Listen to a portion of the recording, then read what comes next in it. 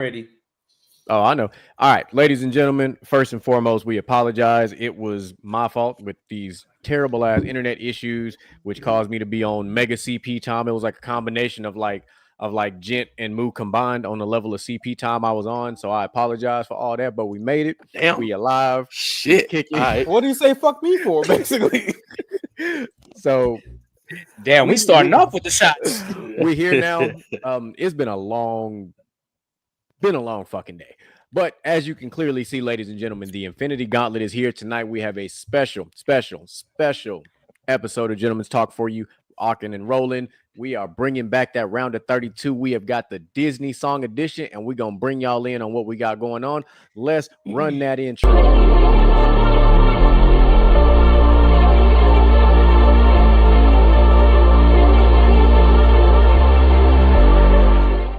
The following show is not intended for children under the age of 17.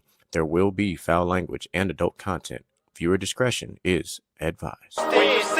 When I'm in my zone, I feel like I'm alone. I feel like I'm unknown to the world that's full of clones. My originality's focused on principalities broken. I'm loaning my heart and soul to the game that's scared to pay it back. And failure is a motherfucker. The strength to go on and believing in another sucker who don't see the vision in you. So you gotta work harder times two. Gotta make it do what it do with the limited sources you have. Your dream is still a find motivation in you and inspire the world to do what you can. If you love it, then fuck it, get through it.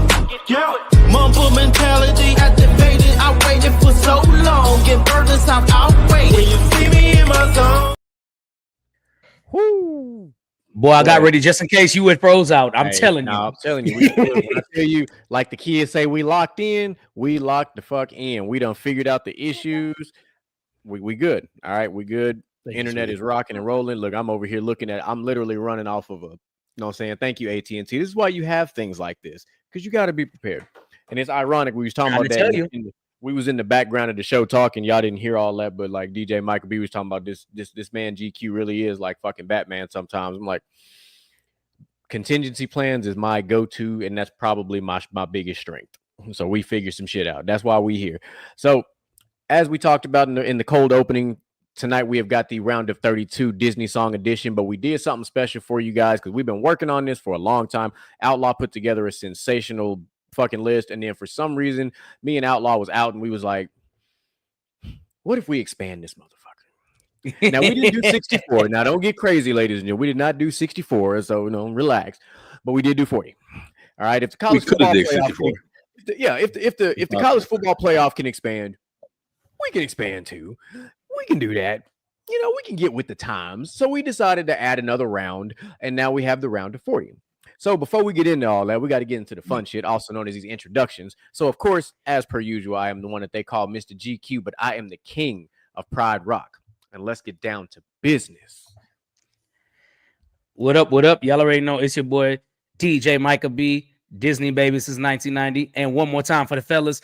If we listen to each other's hearts, we'll see we're never too far apart. And maybe love is the reason why. For the first time ever, we're seeing it eye to eye. Yeah, man. Y'all already know where I'm leaning with in this one. What's going down, people? Happy Gentlemen's Talk Wednesday. Well, I didn't know we had an American Idol semifinals runner-up in this motherfucker. God damn, bro.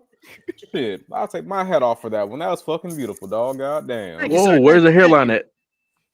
Nigga, I know you're not talking this. I got a fucking hairline. Yeah, that's fine. I'm fine as fuck sexy. Bald as hell. Gentlemen, it's not why we're here today. It's not why we're here. Look here now, you goddamn butter blood baboon. Oh Lord, that's the butter blood baboon. That's racist. That boy hairline was gone faster than our show speed. Or is I supposed to be? Oh, okay. What's happening, y'all? Happy Wednesday. Is Darth Outlaw and this Pod Wars, Revenge of the Nostalgia. What's going down, people, is Mr. Gent, aka Cobra Bubbles. You understand why? And Ohana means I'm going overseas. If y'all seen Lilo and Stitch, you understand. Yeah, but you ain't got no waves to go overseas, bro. Woo! God. Put the cup down. Put the motherfucking cup down. Yeah, Put the we motherfucking starting our cup down. pot today. We squabbing at this point. Y'all coming for me for what? We starting You our pot started today. it, nigga. For You what? started it. No, GQ started it. I'm just gonna mind my damn business. He fucking started the shit at the beginning of the motherfucking show. Come on, man. Let's go. Listen. Y'all know the Infinity got in here. Oh, Fifth my member. goodness. Let's go, man. Hey, man, y'all know what it is. Your boy Moo is back in town, back in the business. FTSL Moo, a.k.a. remember who you are. Hey. Mufasa. You heard? Come on, let's get it, man. Boy, that's cold motherfucking blooded. So as you can plainly see, we are here, and Earl, it might be kind of like it Hey, get like that hey, sometimes. Outlaw. Yeah. Hey, Outlaw. Y'all ever? What's the guy from Naruto that wear the glasses? That's GQ right there, right now. I can't think of his name though. Y'all know the meme. I know who you're talking about. The be only like ninja wearing shades. And we'll break somebody off like Rock Lee in this bitch too. Like, Hey, dropping the weights but or just dropping Mr. Gent. Yeah, at this point, you know, I'm just the fucking weight of the goddamn crew at this point. Goddamn. all right, we're going. So the way we set up this bracket, if you guys remember when we did the round of 32 big back edition on Thanksgiving-ish, we set it up. We had a website and it was set up on the website challenge. So we did that. So for those that want to take a look at that bracket, I'm gonna post it in the chat for you guys. We're gonna go live here in a minute. I'm gonna go to the media screen. We're gonna get straight to it. And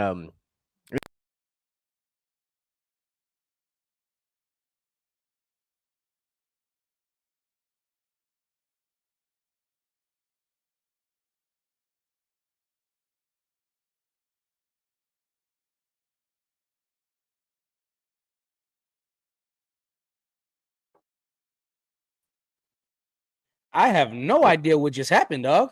Oh no, we all got. Right. So yeah, got fucking bounced. it's all right, we good. All right. So like I said, we're looking at this bracket, and the first matchup that we have is We Don't Talk About Bruno and You'll Be in My Heart from Tarzan. So that's our very first matchup. Should I lead off? Go ahead, You lead on off. We'll top. go from the You top on to top. bottom. Look, y'all see what my captions say, Disney baby since 1990. I love We Don't Really Talk About Bruno. I know the kids love We Don't Really Talk About Bruno. This generation loves it. But you just had to be there to know You'll Be in My Heart, okay? Like, you just had to be there. That is facts. I don't need to say much more. I know y'all going to elaborate, so I'm just taking You'll Be in My Heart and move on. Let me fix that. All right. There we go. All right. Well, you're right, DJ Michael B. You're right about the nostalgia and about you had to be there. You're 100% right. But we ain't got to talk about it. Just like we don't talk about Bruno. Oh, my God. And I listen, Encanto is me and my daughter's favorite movie. We watch it together all the time. And I'm telling you, we don't talk about Bruno. I'm gonna be that guy. This is one of the few on this entire. I'm gonna spoil it. This is one of the few songs on this entire bracket that's gonna get some recency bias out of me because We Don't Talk About Bruno is a hit. I said what I said. That's all. Is that what you're going with? Absolutely. Okay, so it's 1-1. Much like DJ Michael V alluded to, the pure nostalgia feeling of that You'll Be in My Heart it's unmatched. Now, understand something, that Encanto, right? That we don't talk about Bruno. That does hit different, okay? But when I hear that You'll Be in My Heart, picture Tarzan swinging through the trees, right? Just hair, wind through the locks. You know what I mean? Yeah, nah. What up, Cam? It hits in the feels for me. You know what I mean? Like that's something I could damn near play at my wedding. I ain't even gonna lie to you. You feel me? I can slap that at the wedding. I can put that on the wedding playlist, and I know everybody gonna be looking around like, wait, what? Are we really listening to this? Yeah. Is this Phil? But they gonna rock to that though. They're gonna rock to that though. It's You'll Be in My Heart for sure. Okay. All right, so might as well bust this open real quick. Damn. No Diddy. So when it came down to "You Be in My Heart," that's the first song that that's the first thing I ever said to my daughter when she came out. Not gonna lie, I sung that song straight to her. Like first time holding, she's over there whining, crying, and everything like that. I'm singing this, and she stops. So that song has a very sentimental meaning to me. So we don't talk about Reno got overplayed and all that other stuff. I got tired of it. But "You'll Be in My Heart" can play every day of my life, and I'll still belt that shit. Enough said. Okay. Well, it's a clear winner already. You know, no matter what I say. Phil But Collins. I'm gonna give. We don't talk about Bruno its flowers. Like Oh yeah, for sure. like for a recent Disney movie, a recent Disney song, it fucking slaps. It's a banger. I feel like the soundtracks in Disney movies these days haven't hit the way that the ones from back in our childhood did. Cause like there are multiple songs from Tarzan that fucking slap. Like Phil Collins was deep in his fucking bag. That Yeah, he went that British crazy. white Man's man was cooking gets to for play sure. at the cookout. Like, god damn it, Phil Collins, you an honorary nigga for that one. He was cooking. He absolutely fucking cooking. But no, I gotta say, like, we don't talk about Bruno. Like that whole catchy, they wore it the fuck out. But low key, it's a fire ass song. I've seen them play it at Disney on Ice. It's fucking dope. Like I feel like it'll be a classic Disney song when our kids are our age. Now, I will say this though about "You Don't Talk About Bruno." There are very few new age Disney songs that gets the crowd hype like "You Don't Yeah. Talk About Bruno." I'm talking about when you with the kids and you with the fam, and man, "You Don't Talk About Bruno." Come on, oh, it's up, it's up. It's their cute. Boy, kids go crazy. Yeah, no. And you better hope your name not Bruno because we ain't talking about you. We ain't talking about you, homie. We don't give a Yeah, fuck. You stuck with that song for your whole life, dog. You stuck with that song your whole life. And it's not even about you. Right? It's not even about you. It's bigger than you, dog. But it's okay. Goddamn. Like I said, I'll stand on that island, and it's okay. It's okay. Yeah, that's all right. No. But you know what though? That is the "We Don't Talk About Bruno" is a really, really good age Disney song. It just got put in a bad matchup. Yeah, honestly, really you're did. not on the island by yourself. Like I was gonna pick it, but my choice didn't matter at that point. Like that's why I just gave my flowers to both of them. Yeah, That's a great island to stand on. I'm not gonna lie to you. Yeah, because me and my daughter love that song. Like my There's- brother was saying, like that's a banger. There's for us. definitely worse islands to stand on in this bracket.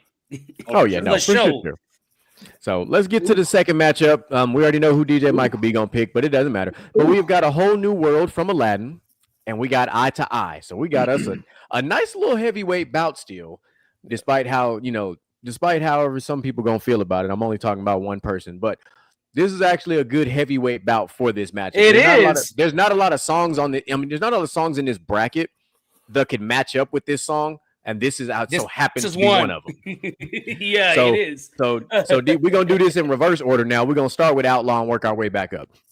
So I got to say, like my brother was saying, this is a heavyweight matchup. Like this is like fucking Arnold Schwarzenegger fucking and Predator versus fucking the nigga Rocky and fucking Rambo. That nigga ain't not Rocky. It's Sylvester Stallone. Yeah. Like, nigga, who? I had to think about that one. Goddamn, all right. Come on, CJ. But That's right. Put your hands down. Ain't nobody ask you. I got it. So I'm gonna say this: A Whole New World. That's an iconic fucking song. Like that niggas will try to sing the female part and the male part on that fucking song. It's such a fucking banger. And I'm niggas. Facts. Eat that shit. Facts. Absolutely. It's a duet, but I'm singing both parts. I don't care. Absolutely. But Eye to Eye, nigga, I play that whole going to work sometimes. Like that's on my fucking gym rotation. That song get me fucking hyped. Oh my god. Cam, Come on, man. And that's why this show is not made for kids. Hey, shout out to Cam though for buying us these WWE rugs. Shout out to Cam for that. Yeah, we're gonna talk about that when them hoes come in. Them hoes fire, but you know. You gotta relax. I almost choked on All right, so we got one for one for eye to eye. Is that right, Outlaw? Oh hell yeah, eye to eye, like it's going to the final four. In my opinion, I don't give a fuck. I'm biased. I don't give That's a fuck. fine. I mean, Adam Silver. I don't give a fuck. It's a 1% chance of Look, making I'm 99% gonna be chance. right here. Okay, Hey. I'm just gonna go ahead and put two. All right, Moo, where you at? Do that. Hey, he got the shirt, man. He got the shirt on. He knows what's up, man. I'm not gonna lie to you. Of course, you gotta go eye to eye, man. The energy, the choreo, like it's the nostalgia feeling, right? The fact that my boy Max had to lie and finesse to get on stage with my mans and then hit the choreo with him to get the Joan, all to get the Joan from the school, and he ended up getting the. It's a legend. It's a legend. Okay. Legend. I Wait got for it. That's There. Come on now. You know what it All is. So, as you can see, the amount of excitement going on between the three gentlemen that went before I did, and of course the excitement that'll happen to the gentleman above me. So this is gonna look a lot like the last matchup, and I'm gonna stand on the island just simply for a different reason. And just relax. I'm not hating on eye to eye. Just there's levels of defense to this. Yes, you are. A whole new world back in the 90s was how my man's got the girl. All right. My man was a whole ass street dude, ain't have no business pulling the rich girl, pulled the princess. And now, similar to Max, he had to lie, he had to play the part, he had to dress like an Arabian prince, and he had a genie and a carpet to help him out. But my man came out, he said, you know what? I'm gonna shoot every single shot in the clip. And A Whole New World was the drum. And when they went flying on that carpet, and I mean, that was like the scene. It's just like when you just stop it, Mike. I know what you about. Yeah, but listen, it has the same level of impact as when you watched Little Mermaid, even though Micah don't like it. We Kiss the Girl. All right. It's you gotta shoot every shot in the clip. You gotta pull out every gun in the arsenal, and that's literally what the street rat himself did. Point blank. Period. My man was poor and pulled the rich girl. That don't happen in 2025. That's some straight 1990s type shit. So that's why I said what I said. I'm gonna take my comfortable L with this one, but I'm just gonna do it. You could. I'm not gonna let it get swept. I'm not gonna let it get swept. For that, I'm a cook solo, but it's all right. Go ahead. Let me put this 4 up there for DJ Michael B real quick because I already know how it's gonna go. Yeah, obviously I'm taking eye to eye. But I will give A Whole New World its flowers. But here's the real reason why I'm taking eye to eye. Y'all put A Whole New World on here, and the better song is in The Return of Jafar when it was Forget About His Charm, Forget About the Way He Held You in His Arms. That was the better song, and it was better than A Whole New World. I'm tired of telling people that whatever he may do. Yeah, that was the one. Just Forget About Love was the one. Mm-hmm. That was the one. So I never was like, look, I like A Whole New World. It's cool or whatever. Like the backstory to A Whole New World is pretty dope. I've seen the backstory to it. But at the end of the day, it's Tevin Campbell. Y'all stop playing with me, man. Yeah, but see, it's okay. That's fine. There's a level of bias in there. It's okay. No. There's no bias. I just think Eye to Eye is a better song. I'm not gonna lie to you.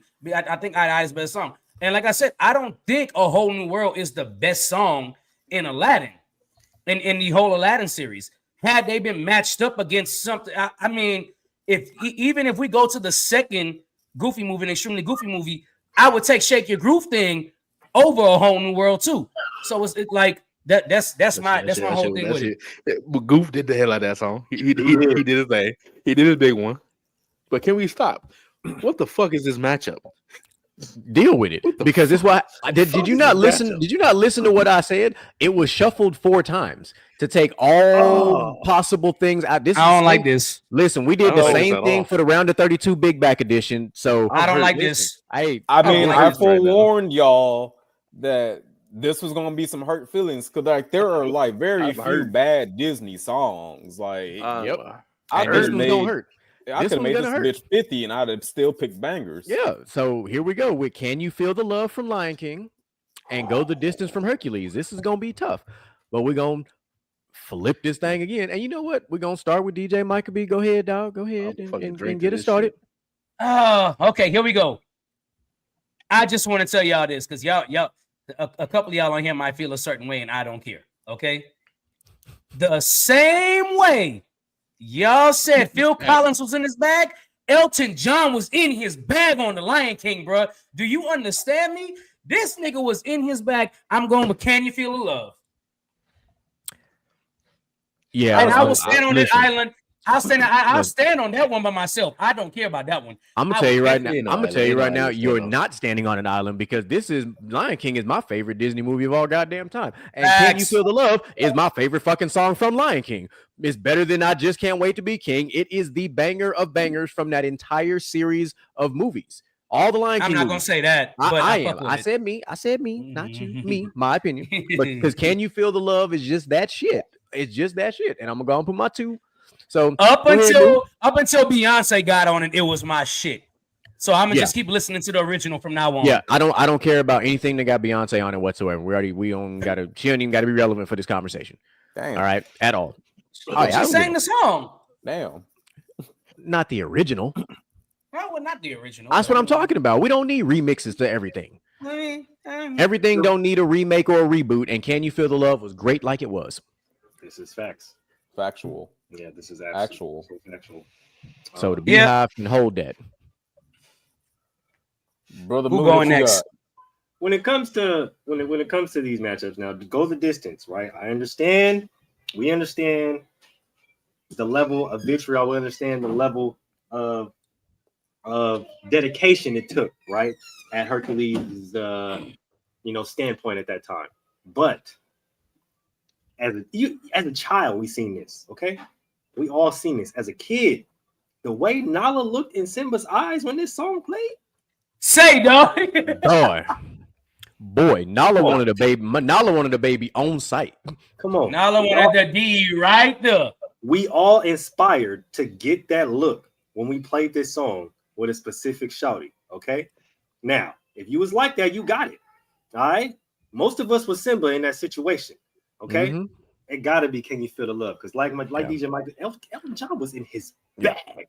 What? And you know what's crazy about what Moose said before you go, Jen, is like that look that Nala had, her mama had it too.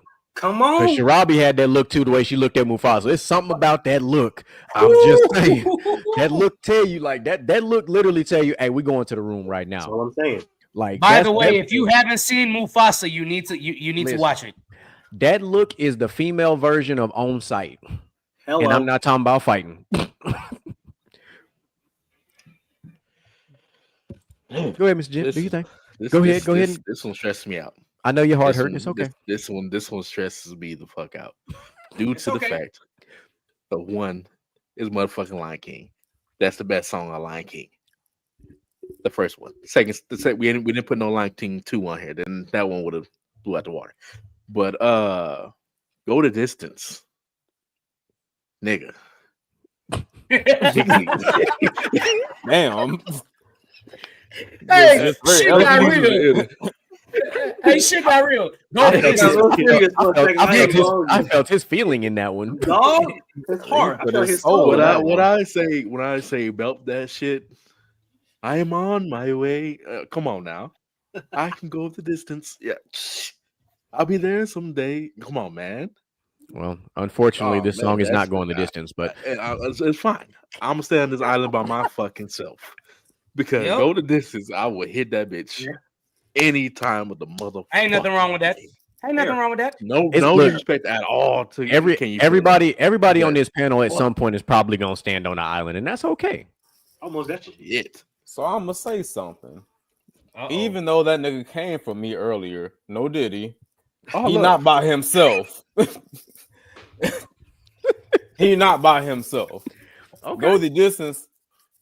That fucking song is fire. Like I'd be on that whole riding Texas and belting that shit too. Like, bro, come on.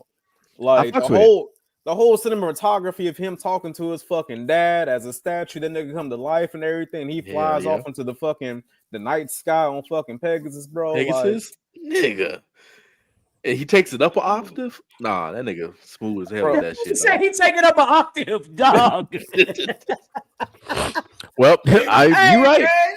man. And it's gonna work. And look, and while we there, Outlaw, you can go ahead and kick us off with this next one. So we got What's This from The Nightmare Before Christmas. As you can see, this was number 36. It's one of the ones that was added. And we got Under the Sea from Little Mermaid. So I'm gonna say this. I fucking hate the Little Mermaid. I ain't gonna sit here and hold you. We talked about this shit last week. We talked about this last week. Yeah. No, we did talk about this in the chat behind the scenes, y'all. This was a real Oh conversation. shit. This is true. so like you got to understand, bro. Like as a '90s kid, as a millennial, as somebody who was blinded by nostalgia to no end, like even as a fucking 4 or 5-year-old little boy, I just did not fuck the Little Mermaid. Just like we would watch that shit in pre-K, and I go sit in the fucking corner. I didn't want to watch that bullshit. I wanted to watch Aladdin. So like, I fuck with that. yeah, like I just even the remake when they made her black, they turned the ginger into a nigga. Like that's some bullshit. They keep doing that shit. Even when they made her black, I was not interested. My daughter wasn't interested. She don't even like the Little Mermaid. So we're gonna go with What's This? Because Nightmare Before Christmas, it's a movie.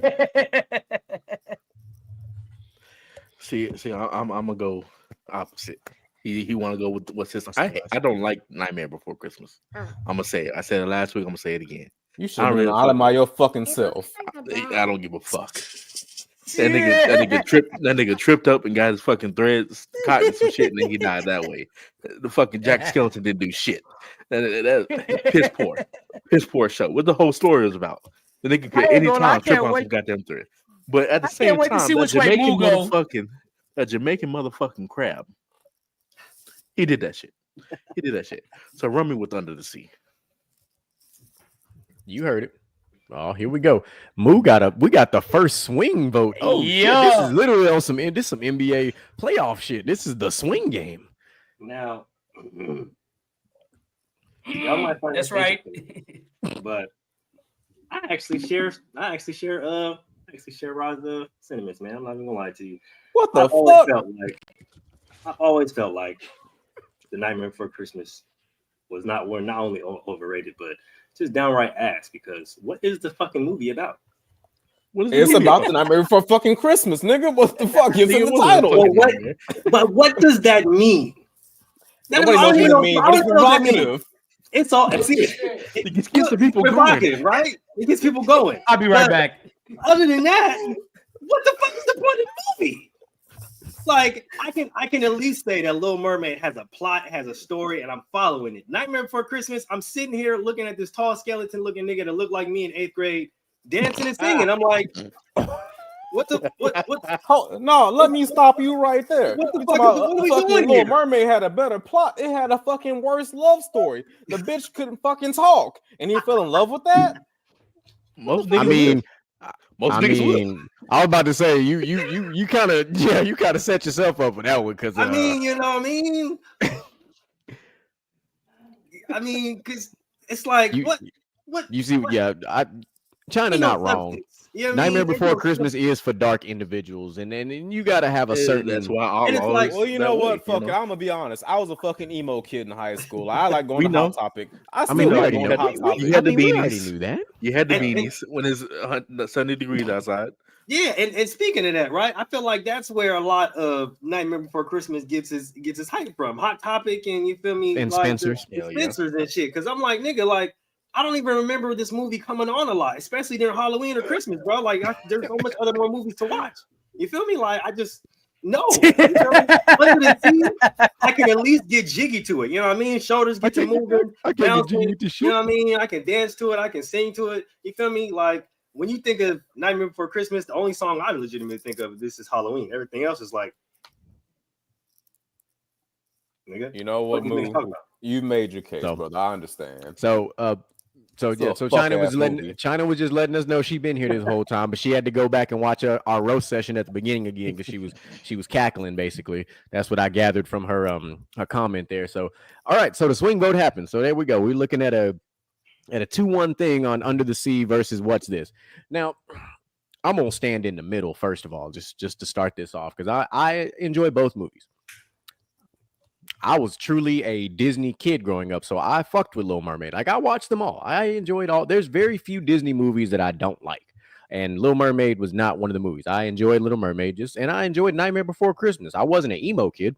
It was a weird movie. Like, the first time I saw it, I was like, this is the most non-Disney thing I've ever seen in my life, because it didn't match. It doesn't match with the other things, right? However, it is still a good movie. As a kid, I didn't fully understand that. As an adult, I was like, this actually isn't that bad. It was just different as a kid. It was just different. You had to kind of be of a certain level of maturity in mind to understand what was going on in this movie. That's was true art. It was abstract. Yeah, but it was still good. It's just like art. Not everybody's going to enjoy certain types of art. It was still a good movie. Nonetheless, Under the Sea is a top 10 Disney movie of all time, a Disney song of all time, point blank period. Some people don't like it, but guess what? If you go poll 1,000 kids from the 90s, I promise you Under the Sea is a top 10 Disney song of all time. I promise you. I promise you. And they're not, I'm telling you, it's a top 10 song. And motherfuckers, why? Because every kid was in the theater, under the sea, like they was acting a fool. Like, that song gets you out your seat with that, just like Moose said, with that Jamaican crab. Like, it's just a lot going on in that song. Like, and it's got just too much shit going on, but it is a top 10 Disney song. And I'm going to go with Under the Sea just because I am. DJ Michael B, where you at? Y'all know I'm going with this. That trash ass, fake ass Jamaican voice. Man, get my vote to What's This when Under the Sea moves on. That shit is, man, bruh, garbage ass shit. Garbage ass shit. That fake ass Jamaican ass accent. I'm actually say something else. This is for the fucking gamers. But if you ever played Kingdom Hearts, the first Kingdom Hearts, you will know that Little Mermaid stage was some straight shit. That was the fucking worst level in the whole game. Like, they fucking cooked with all the fucking other Disney worlds, but the Little Mermaid world was fucking just some straight shit. Oh my god! Okay, seaweed is always greener in somebody else's lake. But hold on. You said it's a fake. You said it's fake ass Jamaican. If it was a real Jamaican accent, no one would understand the shit. That's true. That is true. What the fuck they got to do with me? I would understand it. What the fuck they got to do with me? It wasn't for you, Micah. It was. Gotta do with me. All right. So next up, we have got Reflection from Mulan, and we have got We Know the Way from Moana. So we're going to do this in like a semi-reverse order. And we're actually going to start with Moo. We're going to go Moo to Gent, the Outlaw, to DJ Michael B, to myself. That's how we're going to, I'm come up with creative ways to snake this thing up. So Moo going to get us kicked off with this one. I'm not going to lie to you. I really like this matchup. I think We Know the Way is definitely underrated. But yeah, Reflection, I think Reflection really hits different, right? Because it's like a message within a message, right? It's like a nice little sentimental moment. And it really kind of gets you, you know what I mean, to really, you know what I'm saying? Kind of, it's like a Michael Jackson Man in the Mirror moment. I ain't even gonna lie to you. So I'm gonna go Reflection. Okay. So my thing about Reflection is, I don't know what kind of sleeve that Mulan had, but she had a hell of a good makeup wipe. Hell of a good makeup wipe. They had a full face makeup. She said, and that shit was gone. Hey, kudos to whoever made that motherfucking sleeve. But We Know the Way was cool. It was cool. I'm not gonna lie. It was cool. It was a good song. It wasn't my favorite. Oh shit. It wasn't my favorite on the Mulan playlist. But Reflections was a heavier battle. So I'm gonna go with Reflection. All right. That high quality Asian cotton. That's what it was. Go ahead, Outlaw. Shit. Let me tell you. God damn, that shit went smooth like butter. Right off that shit. I'm gonna say this. Like, I actually recently watched Mulan with my daughter like about a week ago, and that movie is phenomenal. Like, I've always enjoyed Mulan. I haven't watched it a shit ton of times. Like, I've probably only seen it like a dozen times in the last 20-25 years. Fucking love it. But that song, Reflection, fucking phenomenal. Probably a top 10 Disney song in my opinion. However, my daughter fucking loved Moana. She held me hostage to that fucking movie. I have seen it literally over 400 times. That's not fucking hyperbole. I watched it 3 times a day for like a whole summer straight before. So I know the whole song. I know the whole movie. Bar for bar, word for word. And I'm still gonna sit here and say we know the way fucking slaps. Like even on listening to it 421 times, that song still fucking slaps. So yeah, I'm going with We Know the Way. Like one of the best recent Disney songs. Okay. Okay. We'll see. All right, DJ Micah B, talk to him. Is it gonna be this is another swing? Let's see. This is interesting. Before I make my pick, I just need everybody's input. Is this the version from the movie, or is this the version that came out on the soundtrack with Christina Aguilera? Christina Aguilera, either one. Just either one, brother. Nope. It matters. It matters. So it matters. On here. For the purpose of this. So for the purpose of this, they all came from the movies. Like all of these came from the movies. Like that needs to be prefaced because the soundtracks are cheat codes. These all came. When I was designing this, like I was thinking strictly of the movies. I didn't think about the soundtrack. Okay. What about the end credit scenes? No. I asked for one specific reason, and I don't care what nobody says. The lady that sang Reflection in the movie is better. That version is better than Christina Aguilera's trash ass version when she started doing her little wannabe black girl soul shit in that damn song. So I didn't even know there's a Christina Aguilera version. There is. There is. Christina Aguilera actually sings it on the soundtrack of the movie, but she's not the one that sings it in the movie. So because we're going with the one in the movie, I'm gonna go with Reflection. But had it been that damn soundtrack version with Christina Aguilera, We Know the Way would have been the one. Because Christina Aguilera needed to sit her ass down somewhere with that bullshit she did. That's valid. I'm not gonna lie, that's valid. All right. That was aggressive, but I understand it. Quite. Aggressive, but valid. Yeah, 100%. Like I'm talking about, that was a sensational way to go about it. Beautiful. So for me personally, I'm echoing the sentiments of Moolage. Like this song is not just about the song. That whole Reflection was the softest rebellious song in all of Disney history. Because if you didn't catch the lyrics, she even said it at the beginning. Listen, Mulan is my goddamn. It's one of my favorite. Like it's my number 2. Like Lion King and then it's Mulan. So let's be real about it. All right, she said, "I can't be that perfect wife. I can't be that traditional woman who does traditional things because I'm not a traditional person." Like she was saying shit that women are saying in 2025 in the 90s. Like, do we need to, as an Asian woman? You see what I'm saying? Like, yes, as an Asian woman, you couldn't have said that shit for real back in them times. You'd have got slapped and hit with some rocks. What? like, so she was already telling you, hey, I'm about that action. Like, I can't be traditional. I got to do something different. I got to be outside the box. Like, not necessarily like that I'm a strong, independent woman type of stuff, but just I can't be traditional. So she looked in the mirror and said, I can't wear all this makeup. I can't do all this fake shit. Like, she was being real before being real was a thing.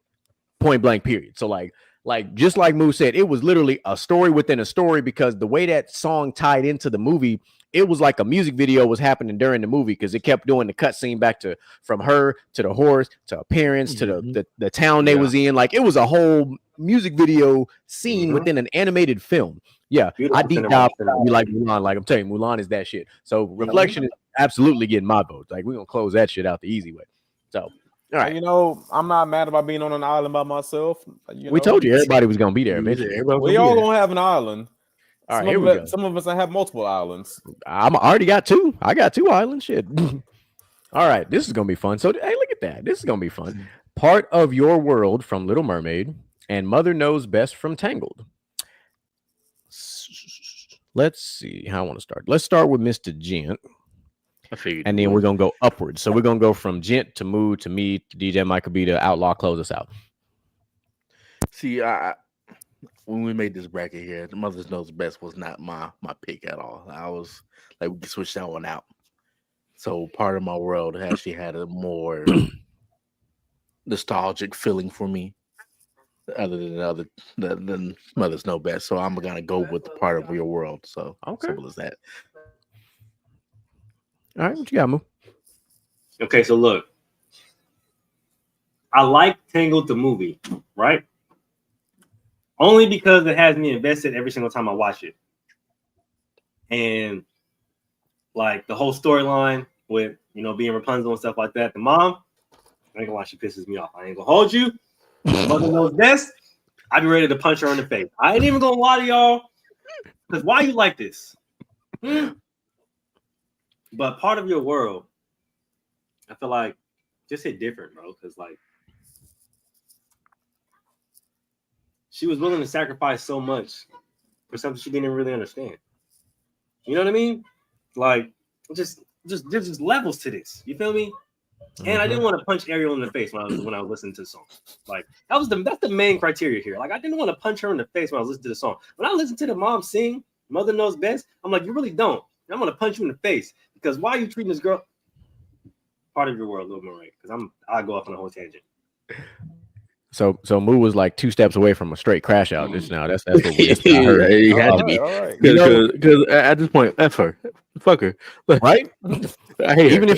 if she's celibate, like, you know, just I got Forget something to her. say about y'all sentiments when it get down to me. Go ahead.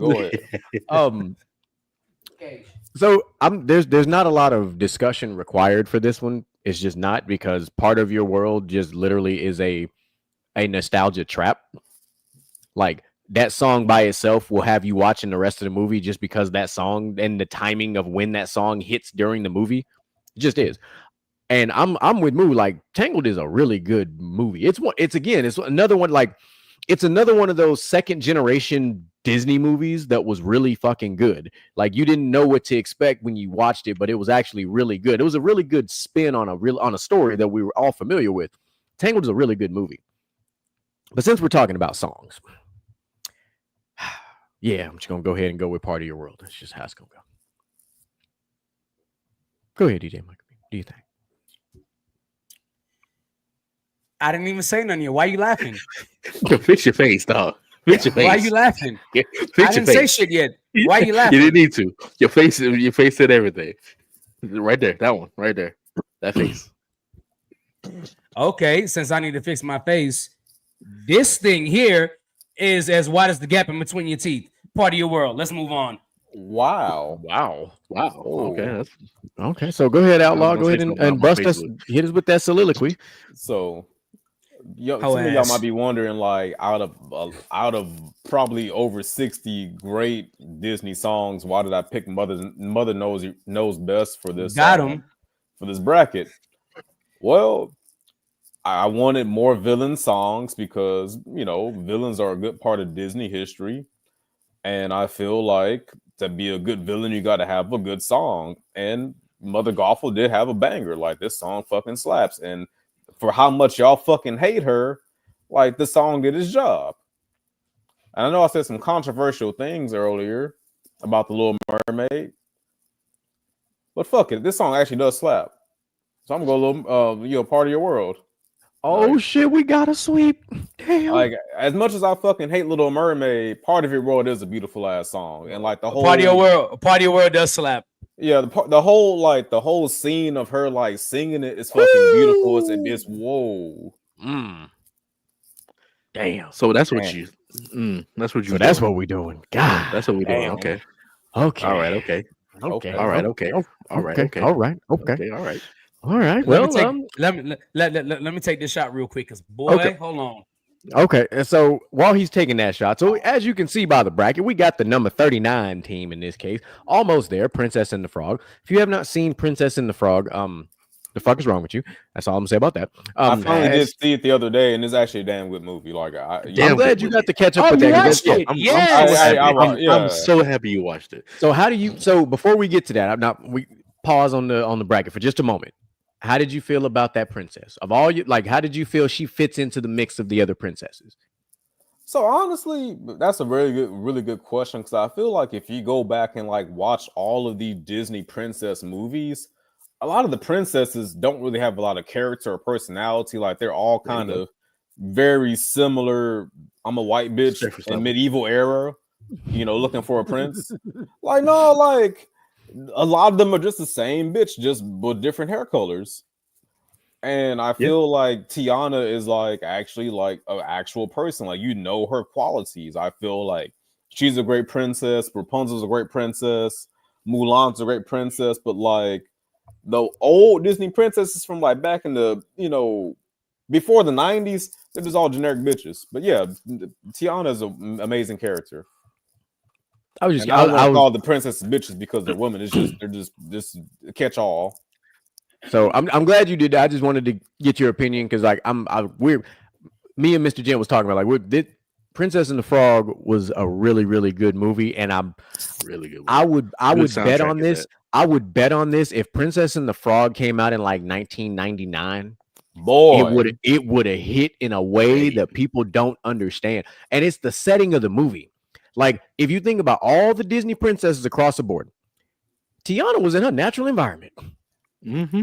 And I was gonna say that like She wasn't in a foreign land. She wasn't underwater. Like she was in her natural environment. And Like I'm glad you said that, bro, because like to be the very first black Disney princess, in her setting, she made sense. Like the story fit around her being black. It didn't feel like they just made a black mermaid out of just for fucking cuz. no, like it fit, and it fit with the culture of like old Louisiana, like all the stuff, like everything that you're accustomed to, the jazz music, like everything. It all fit. And our heritage being from Louisiana, like I was like, I fucks with this. Yeah, like you didn't feel like they just made some shit up. Like I feel like there's a butt coming on at some point. no, I wanted to get because There's no Outlaw had butt never there. seen it, and him being a girl dad, like Princess and the Frog is a great movie for girl dads and daughters to watch together. So I'm glad he got Yeah. to watch it. What did Little Mama think about it? Oh, she enjoyed it. She really enjoyed it. Like, I want to say that's probably like one of her favorite Disney princesses, and I'm glad there is a black Disney princess. Like, I know a lot of people care about representation, and I do too. And I feel like for little girls, it's great to see a princess that looks like them. Like, you don't got to, the princess doesn't have to match your skin color for that to be your favorite. Like, believe me, like if I was a girl, my favorite princess would be Mulan. Like I'm a nigga, my favorite princess is Mulan. So fuck it. Yeah, because before Tiana, we had Jasmine and Mulan. So we had Indian representation and we had Asian representation. What about Well, I Pocahontas? guess we had Don't do that. Pocahontas. We had Pocahontas. Native American representation too, but we didn't. So there was some diversity, some, not a lot, but some. But anyway, so now that we did that, DJ Michael B, you want to kick us off with your selection, sir?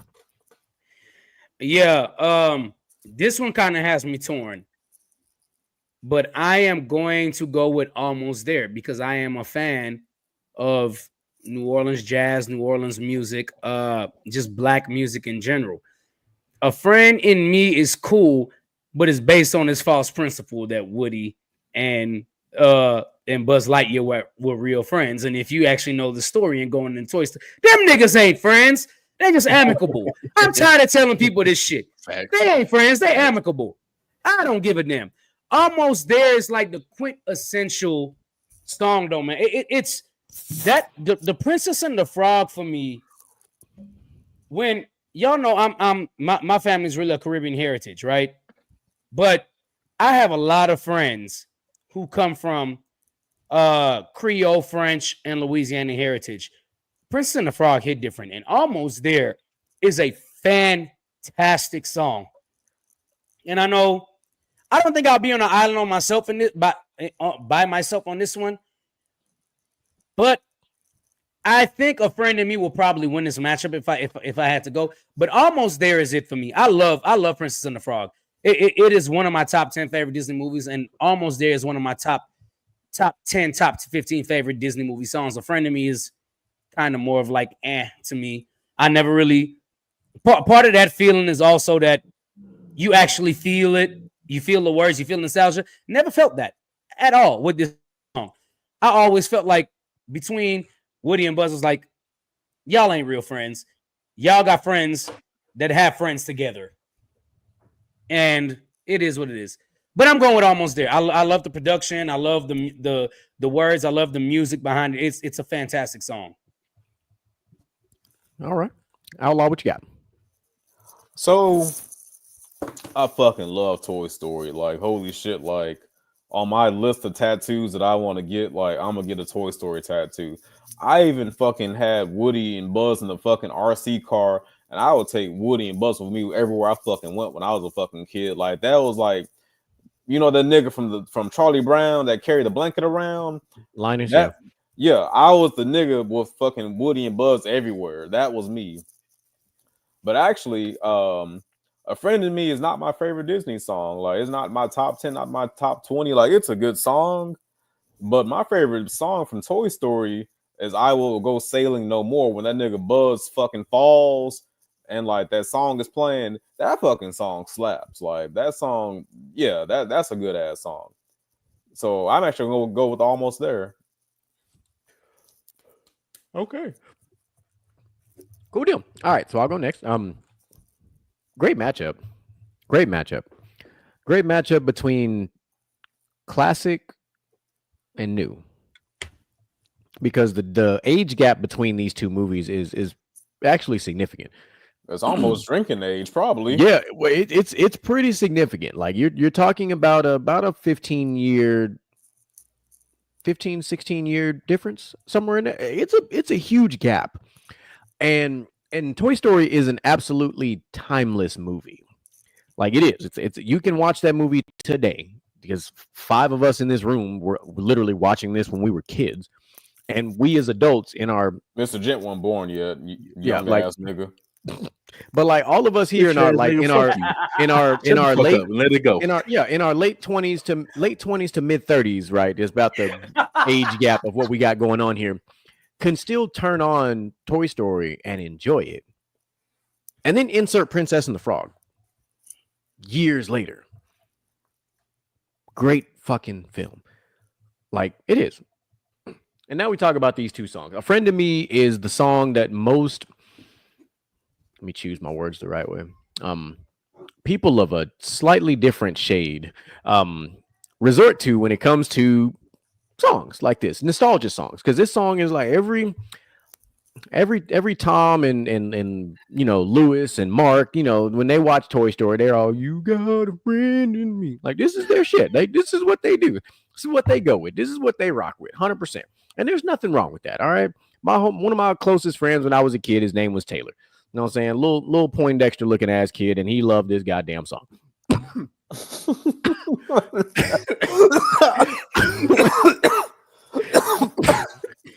Fucking insult is that?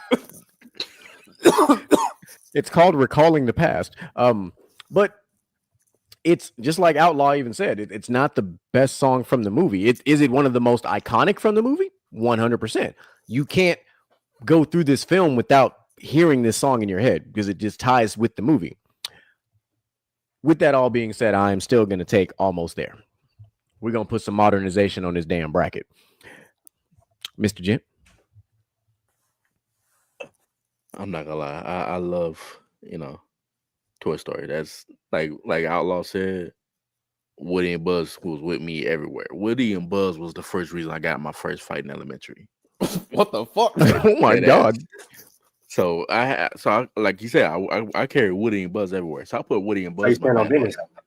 That's what I heard. This Caucasian boy put my backpack into the toilet with Woody and Buzz. I didn't care about the schoolwork, but I got to work because nigga, what the fuck you thought this was? Woody and Buzz and that shit. I worked that nigga, bro. I'll beat that nigga ass. Yeah, I was gonna say something, but we'd have got fucking canceled so fucking fast. Like it's too fucking dark. Let's not do that. All right. But my brother would censor me. I will do no such thing. I already put on here this show is not made for kids. So hey. I was at the same time put a fucking blicky in his fucking backpack next time. That's a great you got a great friend in choice of phrasing. But nah, yeah. So I was also just I was a Woody fan. You know, that's what it was. I was a sheriff. Oh yeah, God damn you it. was a fan of Woody? Okay. Yeah. I was a sheriff of this motherfucker. I hate you out of this point, but at the same time, Damn, that's crazy. Princess and the Frog hit different. Having kids, like I literally had my kids when Princess and the Frog, you know, was really still on. You know, that's when they started going on streaming services. I was able to show it to them. It came out like what 2009, I think, and it was just hit different. It was a different princess. It was a black princess that was, you know, actually had a grind to her. You know, got to started from the bottom. Now we here type shit, and I love that shit. The whole fucking soundtrack was glorious. Lewis, Ray, Mama Odie held it down. So I'm going almost there. Easy as that. Yeah. So what's the crazy thing? I know I'm gonna let you go here in a minute. I just wanted to bring this up because so for you, Outlaw. So Princess and the Frog got a 7.2 out of 10 on IMDb and an 86% rating on Rotten Tomatoes in 2009. So I firmly believe if this movie would have came out 10 years sooner, that's why I said it. And if this movie would have came out in 1999, this movie would have been about an 8.3 and probably about a 92. I feel like the issue with the Princess and the Frog, like you said, it came out too late. Like it came out in 2009, and I feel like that was a weird period for Disney because like they kind of had lost their stride. Like because a lot of the nostalgic Disney movies for us came out between like the 80s and the late 90s. Like I feel like the last great Disney movie of our childhood was like probably Emperor's New Groove, and that was like 2001. Yeah. And then Disney kind of went into a slump, and nobody really gave a fuck about them until like around about Frozen, which was 2014. Yeah, that's why I said like the movie came out 10 years too late because in 2009 the people who watched those movies were all adults. Yeah, we were going into college. Me and Micah and you were in college at this time. Like we weren't really watching Disney movies necessarily, not the way we were watching it 10 years prior. Well, that's why I hadn't seen the movie until a week ago. Like so had this movie come out in 1999 when we were in like elementary school, getting ready to go to middle school, we've been all over it. Exactly. And just think about culturally, think about where we were as a community, the things that we watched on TV. Princess and the Frog would have fit right the fuck in. Brandy, Moesha. It would have hit at the sister. It would have hit at a time like you just like with all those shows were hitting. That would have just been our animated movie that would have just blown up. The way Frozen blew up is how that movie would have blown up for us. Yeah, I stand on that. That's how, like, and that's I still think, like I said, it's a great movie. I just think it came out 10 years too late. That's all. That's the only day of Princess and the Frog is it came out 10 years too late. That would be my only dig at it. Like, and it's not even its fault. Like, I feel like the movie is like, in my opinion, subjectively, like damn near perfect. Honestly, like everything fucking rocks. Yep. What you got, Moo? Now, I understand everything that y'all are saying right now. To give a little context to that, the reason why Disney decided to roll out Tiana is because they needed a new princess, right? Like you said, we only had, or minorities only had 2 representations, and with all the live actions that they were planning on rolling out, they needed a new Disney cartoon princess, right? So taking a chapter out of, I think it's DreamWorks or another company, with Princess and the Swan, here we get Princess Tiana, Princess and the Frog, right? Now I understand you got a friend in me, right? Really classic song. The beat, the chorus, right? Even the verses in the song, right? Very catchy, very memorable. But Princess and the Frog, right? Especially for the time period that it dropped, it's a top 10 Disney movie of all time. Period. Top 10 Disney movie of all time. It's one of my favorite Disney movies. Having seen it when it first came out, and having 2 daughters myself, right? very important to have representation when you have 2 young black daughters. So I think like almost there. As far as the soundtrack goes, like Princess and the Frog, it's for surely up there. Like it's arguable to be at least to be a damn near top 5. The soundtrack is phenomenal. It's absolutely phenomenal. So and the in movie music. It literally, like I'm talking about, like as a whole, this movie, the put together, is, I'm telling you, at the time period that they put it out, and there's the reason why this movie hit so differently, because like I said, they needed a new princess to put out, and nothing better than black representation, right? So just everything that they went into this movie before we got to the Frozens, before we got to the Moanas, right? Top tier, like absolute top tier. So it's Princess in the Frog for sure. Yep. So it sounds like you're going with Almost There. Can we bring up Neo at the end of the fucking movie? Was fucking fire, bro. Yeah. The whole soundtrack is fucking fire. Yeah, I just want to let the record be shown. Notice that this is number 39. This was one of my additional songs that I added because somehow this song didn't make the initial 32, and it should have, but it's not my fault and it's not Outlaw's fault. He hadn't seen the movie yet. Had he seen Princess and the Frog prior to, this probably would have been one of his first 15 songs. That's how I'm gonna put that out there. So it's not his fault. I just want the people to know, because y'all gonna come at us sideways and say a bunch of dumb shit, and we listen. Don't make me hit y'all with another goddamn disclaimer. All right, fucking deal with it. All right, deal with it, or I'm gonna come for your head. I'm not afraid of people saying shit about it not being on the original list. Like I fucking said, I had never seen the movie until a week ago. Like I just was not interested in cartoon movies.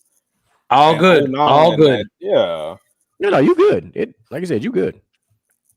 So that's 4. Who's our last one? Is it was it you, Michael? You already went. You went first. Mike already said. Yeah, so you ain't Ninja. It's a clean sweep. It's a clean sweep. Yeah. I think you were the last vote. Yeah, you think you accidentally pressed one down on it. Oh, okay, gotcha. Oh, this gonna be. Oh shit. Oh shit. Damn. Oh shit. This is gonna be good. Okay. All right. So, ladies and gentlemen, this is gonna get real dicey. All right. So we got. I like how Moo's shaking his head. That nigga should go first. So we got Hakuna Matata from Lion King, and we got Remember Me from Coco. So I enjoy the excitement of Moolidge's facial reaction. So but I'm not gonna have him go first because I feel like there's some cooking going on. So I'm gonna let that cast iron get a little hotter first. I'm gonna have Mr. Gent start. Oh, I'm gonna say this. I'm gonna say it quite simple. Hakuna Matata. You didn't say it simply. Y'all see those motherfucking videos? Niggas start stuttering. I'm about to fire all y'all ass up. Fuck y'all.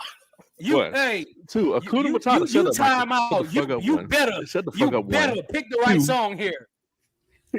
First of all, he almost said Hakun is what he almost said. Look, I've been watching Miraculous. I don't know if y'all watch that shit, the Ladybug. So Akuma is one of the things. So it just came out last way. Hakuna Matata, fire ass song. Remember Me, fire ass song. But Miguel's version at the end of the motherfucking movie was fucking. That was it, top tier. Remember Me make me feel something. Hakuna Matata brought me joy from the pit of my belly, and you know that motherfucker big. Hakuna Matata for 1,000 pat. Come on. Okay. Oh,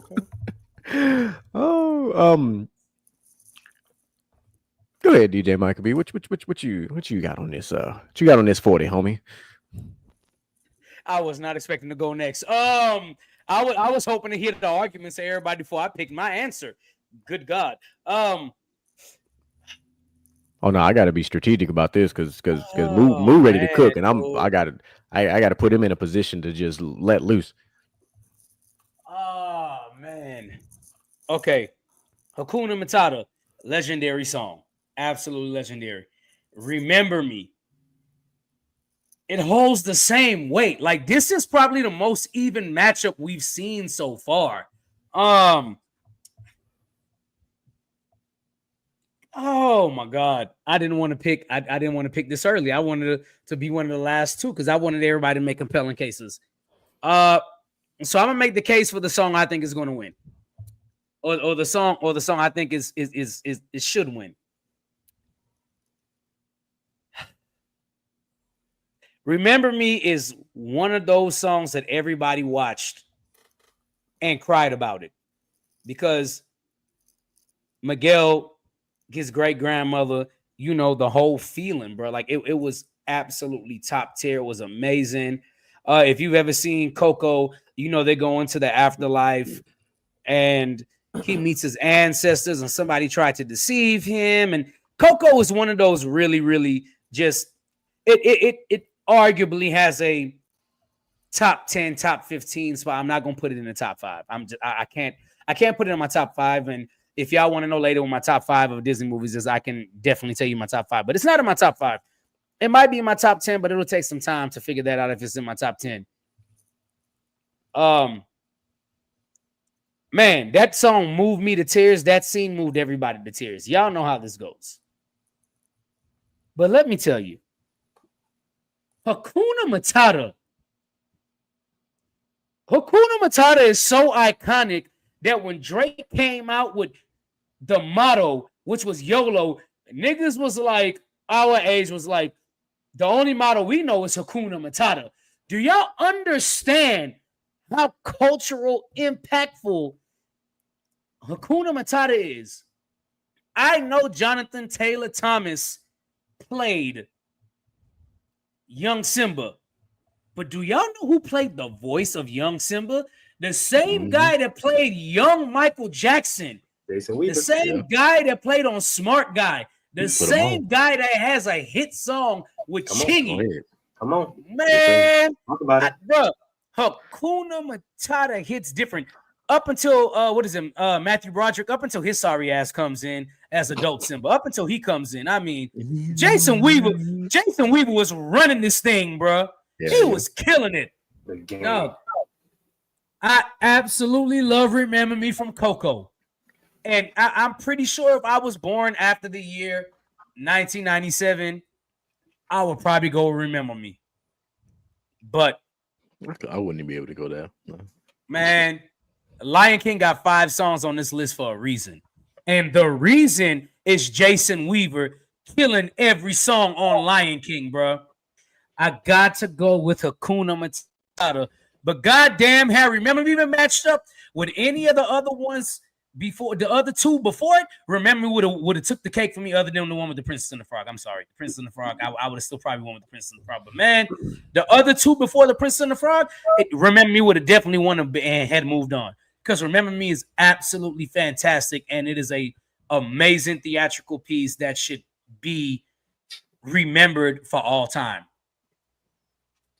Go ahead and cook, Move. Do your thug. Before you cook, I love the middle of the Hakuna Matata because the fact that is as every man before when he eats pussy for the first time, slimy but satisfying. Slimy but satisfying. Come on, you know what it is. Wow, that is not the turn.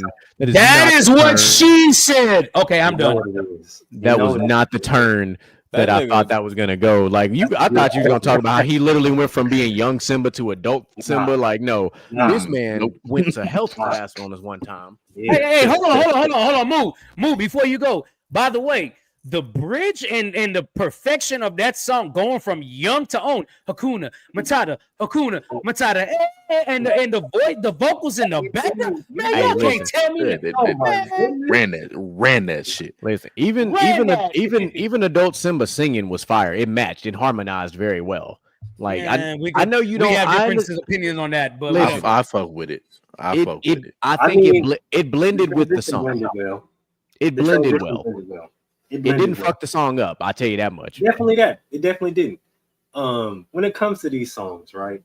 I'm not even gonna lie to you. I'm so conflicted because I love both of these movies so much. When it comes to Lion King is number 2 on my list. Mulan is my favorite overall Disney movie, but Lion King is a very, very close number 2. Remember Me is such a beautiful song, bro. Like the message behind it, Miguel singing it, right, to get his parents to remember, like everything about it, right? To reconstruct your family, right? But like Outlaw alluded to a little earlier, how he plans on getting a Toy Story tattoo. I've already mapped out, already have it printed out and everything, outlined, everything ready. My Hakuna Matata tattoo. It's already printed out. It's already ready. See, I'm not the only one. I'm not the only one. You know what I mean? Fuck y'all. So Nobody said when anything. when we hear that phrase, literally, it means no. Like we not worried about nothing. Like y'all know, okay. I ain't worried, nigga. I ain't worried about nothing. Okay, we know. We're French Montana. He came out. He tried to tell us he ain't worried about nothing. Ain't worried about nothing. Ain't worried about nothing. We wasn't worried about nothing in the 90s, bro. Okay, we already wasn't worried about it. You feel me? Because of Hakuna Matata, because of Timon and Pumbaa. Do y'all hear me now?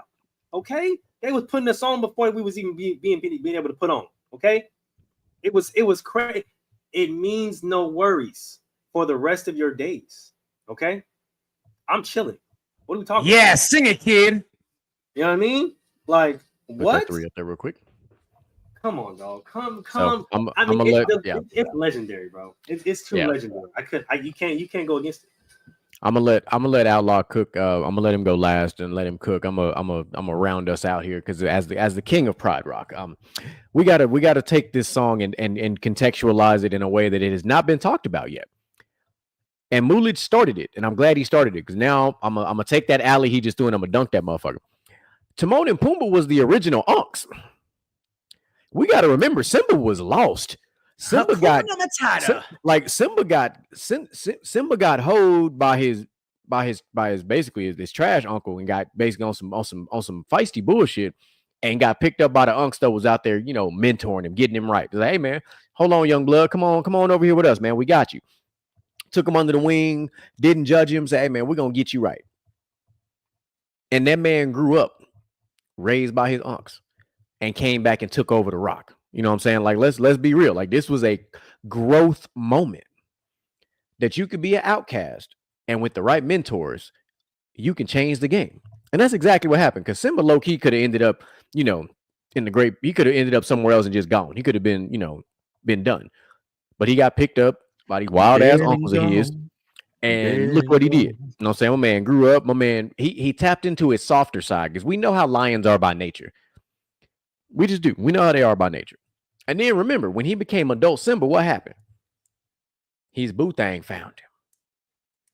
And it led into one of the greatest songs from that movie that we already talked about a couple rounds ago. Let's remember that. Let's just remember that now. Hakuna Matata got us started, and then all of a sudden, Can You Feel the Love happen? And you're like, hold on now. So Hakuna Matata takes it. Remember Me from Coco. I share the same sentiments that DJ Micah B does. If I sat down and put a list together, that movie might end it'll crack the top 15 for sure. But it has a compelling case for top 10. It really does. It has a compelling case for top 10. I don't know for me personally if I would put it over Encanto personally, but it would be real close. Like that's an interesting conversation that might set up a future episode. I'm not gonna lie to you. That might legit set up an episode for us. I think we might be on to something. Thank you, DJ Mike B. I'm just gonna put that out there. So I'm gonna go and put that out there. So Outlaw, go ahead and close us out. All right. So Hakuna Matata and Remember Me. I feel like this is kind of a lopsided matchup because just Hakuna Matata is probably a top 5 Disney song. Like, it's just the prestige is there. Like, in my opinion, it's my favorite song from The Lion. Well, excluding Be Prepared, because I feel like Be Prepared just like, I don't know what kind of goddamn fire they had going underneath that skillet when they cooked that song. And what kind of dark skin grease they was use cooking some fish with. grease on that motherfucker. They had some dark skin, man. They channeled their inner nigga on that song. I don't care what nobody say. They had all they put some words together for that one. But we're gonna stop. We're gonna get to Be Prepared eventually. And then you got Remember Me. I ain't gonna sit here and hold you. I actually cried watching this movie in theaters. This fucking Yeah, song it had a happens. grown man. I I'm love feeling it. that because I was in my early 20s watching Coco in the movie theater. This song that made me fucking cry. Coco is actually a fucking phenomenal movie. Like, it's definitely one of the best, I guess, new age Disney movies you want to call them, like the ones released since about like 2010. Phenomenal fucking movie. I don't know if it'd be in my top 10. It'd probably be like 11 or 12. It'd be close. It'd be close. But I'm gonna have to give it to Hakuna Matata. Like, I love you, Coco. The song is fucking fire. But like, yeah, it was just a bad matchup. It was just a bad matchup. I'm not gonna lie to you, bro. Part of my thing with Coco is that it was so touching because the relationship that him and his great grandma had reminded me of the relationship of me and my grandmother. Man, Right? Oh, So yeah. so that song there, it really is like, I mean, it could have went against a lot of other songs and won, but just because it was matched, like these two songs on the opposite side of the spectrum, and you really got to choose which one invokes more feeling than the other. And Hakuna Matata is just it's our motto. Like it really Literally. is. I love Hakuna Matata.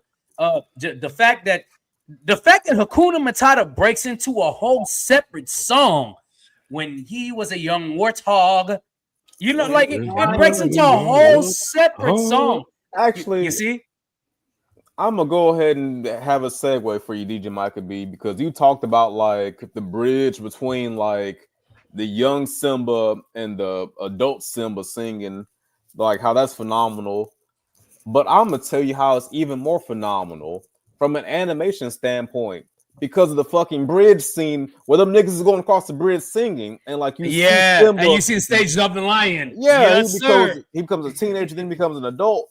I always thought, even as a kid, that fucking scene was fucking gas. Whoever fucking animated that scene, they fucking pen was on fire. They was fucking cooking with that. I don't know who drew that shit out, but they was cooking. Yeah, like Big time. imagine what that would have been on if that was a modernized film, how that transition would have gone. Yeah, like I don't think it could have gone any better than how they did it originally, because I don't think originally so either. it's a flawless scene. Honestly, if I was ever gonna get a Lion King tattoo, it would be that bridge scene. I will get the bridge scene. I would do the young Simba, like I would do it on my arm. I might get all on me. That's the one. That look. Hey, Outlaw, that's the one. It's already outlined. It's ready to go. That's what you was talking about. That's the one. Hey, that would be like a fire ass tattoo to go like inside the bicep line. Like, it's got a Look, line I already got something there, like, but it's gonna go somewhere. I got y'all. Don't worry. Give me a few weeks. I got y'all. You kind of excluded from this movie because you got like tattoos every goddamn where to basically like I still got room. I got y'all. Don't even worry about it. Us regular folks who ain't got that many, you know, like I just got tattoo number 2. Like, you know, I'm a rookie in this game. Yeah. And I got tattoo 0. That's why I'm at LA. Mike ain't got no tattoos. I know he's but that's personal choice. That's what that is, and there's nothing wrong with that. Quick interlude. Like I said, I got y'all. Give me a few weeks, but I did just finish up on my shins and got all 6 of the Millennium. I smell green. So okay.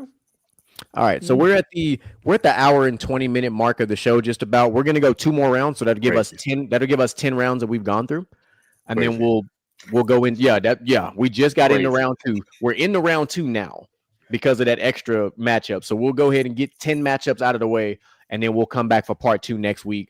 I'll get to that part when we get to it. So let's get to. Goddamn, Moo's having a party over there. You see them damn strobe lights going over there? Something like that. Hey, what was that? The Ashworld commercial.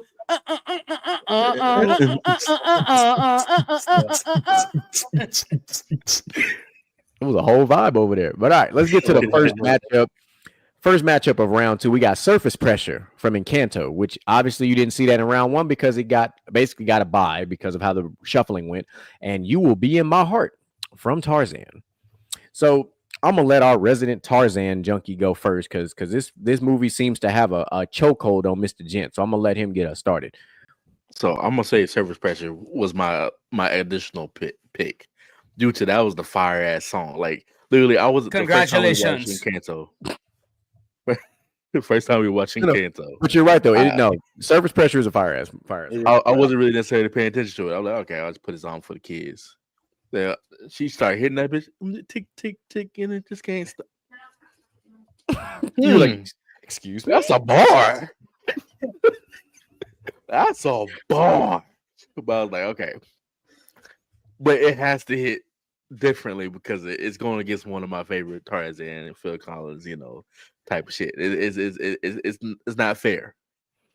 That's a new age Disney. That's some Disney that's You'll Be My Heart. It's in my heart. It's already. So You'll Be My Heart is gonna be my pick here. Okay. I got you. All right. Outlaw, talk to him. So I'm gonna have to go. I'm not even gonna sit here and like dry this one out. Like you'll be in my heart. Like, God damn it, Tarzan. They was deep in their bag like Kyrie on this fucking soundtrack. Like I love Encanto. Don't get me wrong, but Surface Pressure, like probably like the third best song in the movie, in my opinion. About third or fourth best. Like it's a good song, but it just I'll give it a second. Yeah. Okay. All right. DJ Michael B, talk to him. My bad. I didn't realize I was muted.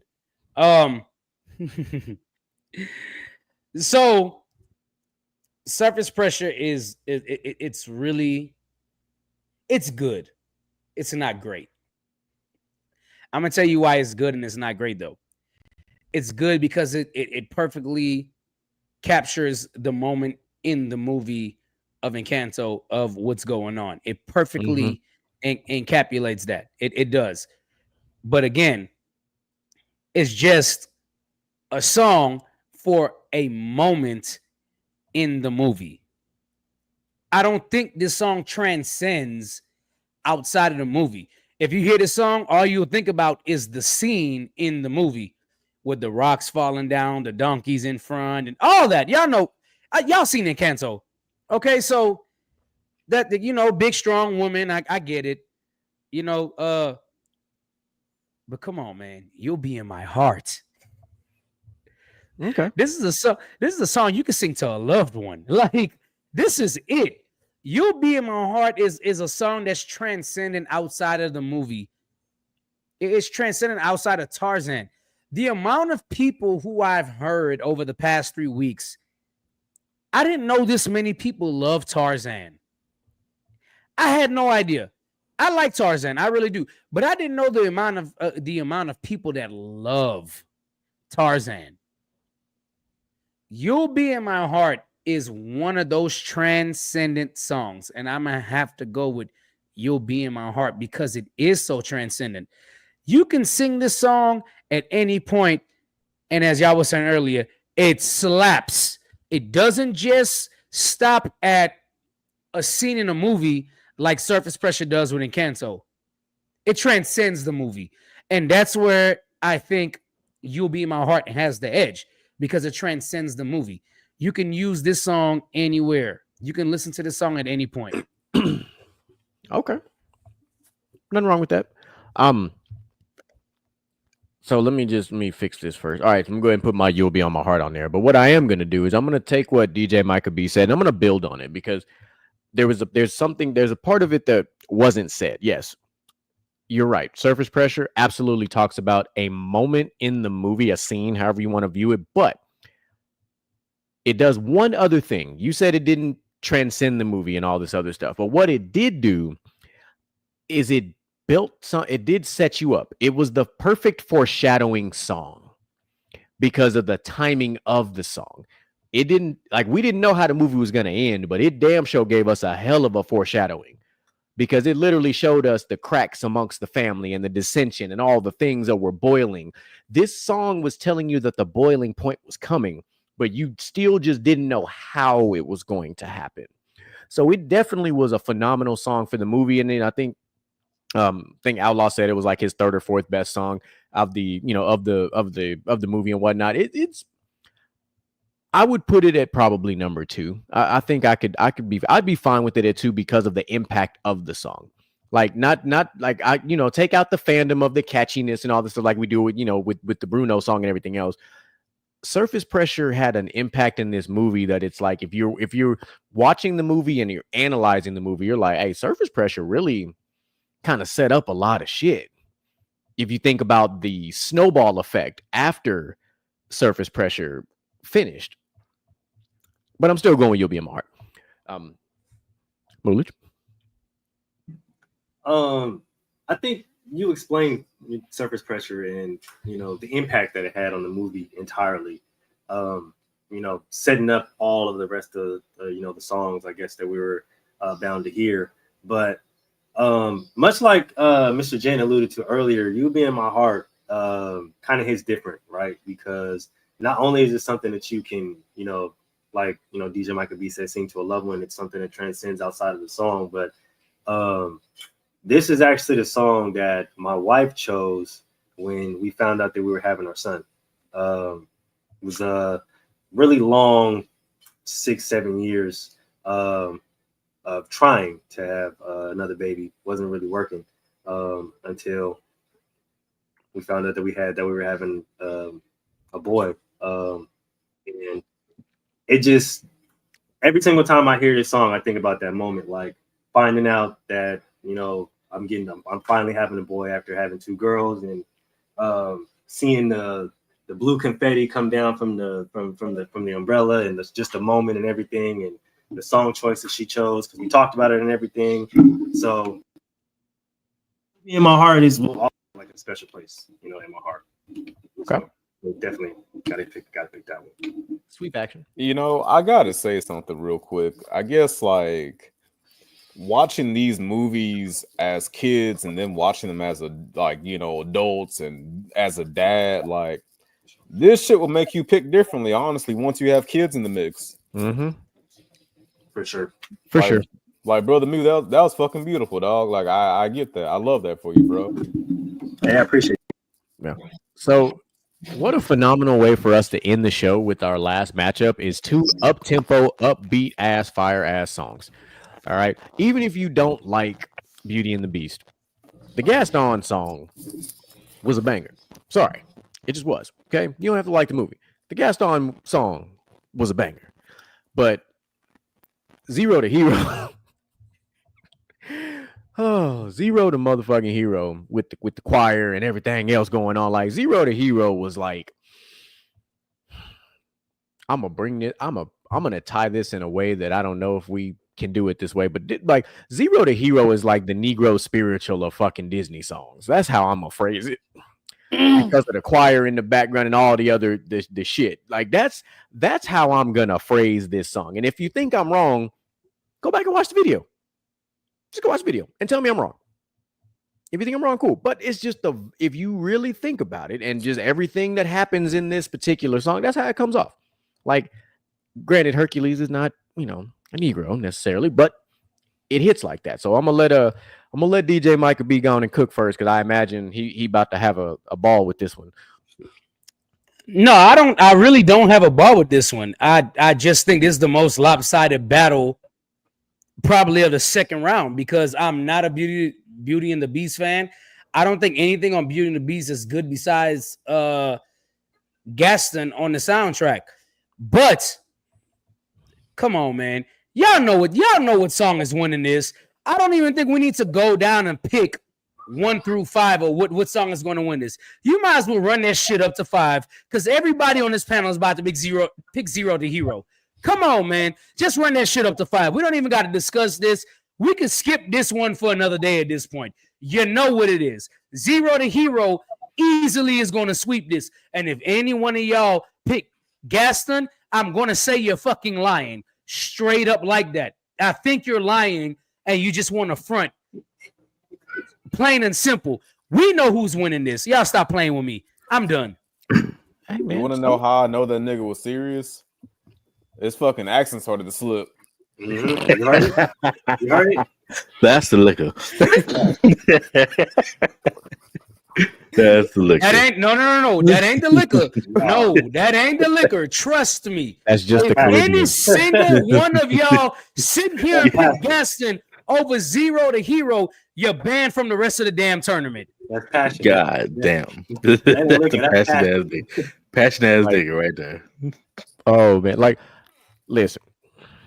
Let me dissect what the hell just happened.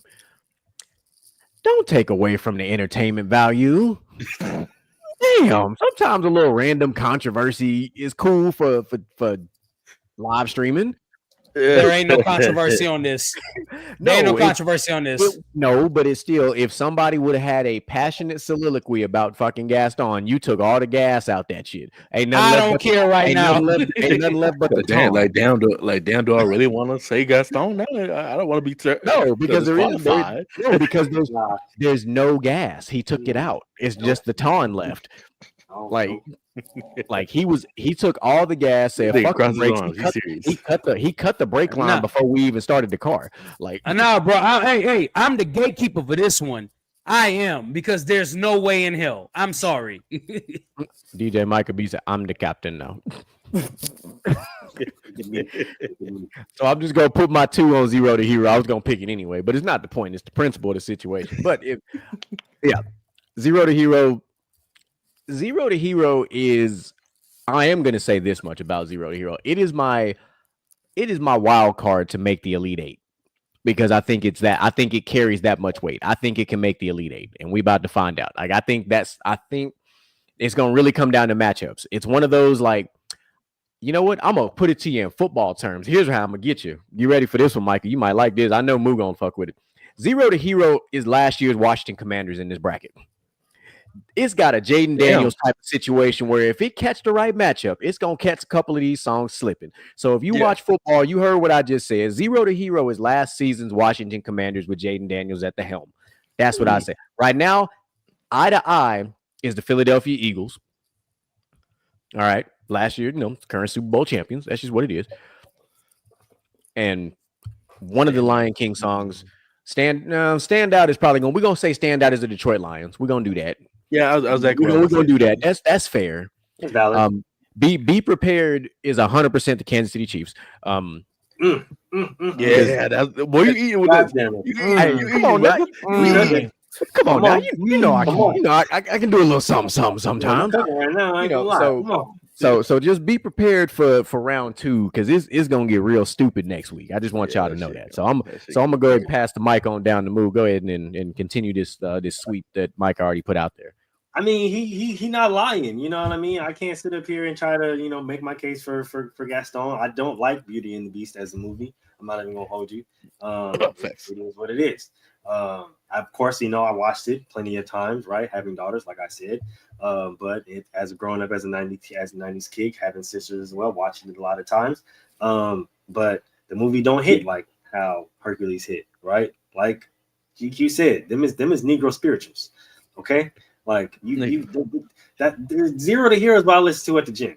Okay. When I need that little pick me up, when I'm on the stairs or something, and I feel like I'm about to Zero to Hero, come on. Oh, I'm climbing at least another 20 stories. Okay. You feel me? So yeah, Zero to Hero, that's motivational music. I play that before football. You know what I mean? Like that gets me going. I fuck with that. Give me 1 second. I'll be right back. Give me 1 second. Let Outlaw go. I'll be right back. I'm scared, right. but okay, Okay. Outlaw.